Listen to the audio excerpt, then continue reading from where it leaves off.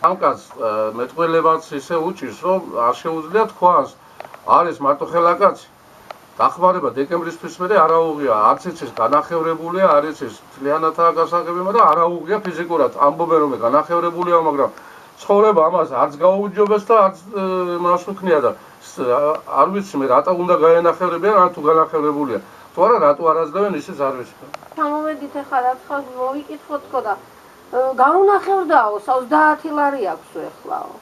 ხო და რა ვიცი, აბა რა ქნა ერთი შემოგძანდით ნახეთ ლიჯდადით რა აქვს, ეხლა ცოტა მივასუფთავეთ თორე ისეთი ამბავი. რა აქვს?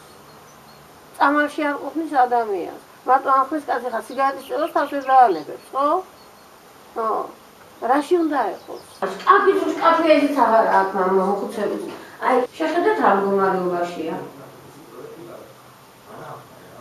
ყველაფერი გაძვირებული არის და პენსიაზე დახმარების შეხედვარი იყო და ეს დახმარებას მოხსნილია.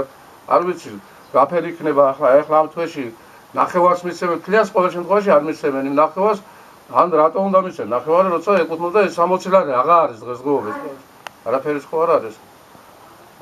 30 ლარს რომ მისცემ, კაცი 60 მაგას ჯობია სულ არ მისცე და მოგდება კაცი და იქ იქნება. აი თუ მომხოცებოს ახლა. ამპურის კბილი იყოს, 1-2 გამოწყობა ჭადიღა. რა უნდა დაუტოვო, რა უნდა უყიდოთ, რა უნდა უქნათ.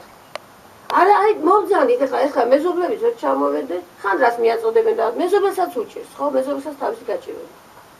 რაღაცას უყურებს ადამიანი რა, აიყიდა იმ პენსიით ერთი პურის კბილი, რაღაცა მოიმარაგა წამალი, სიგ დამთავრდა. რა უნდა ქნას მე იმ დანარჩენი 3 კვირა?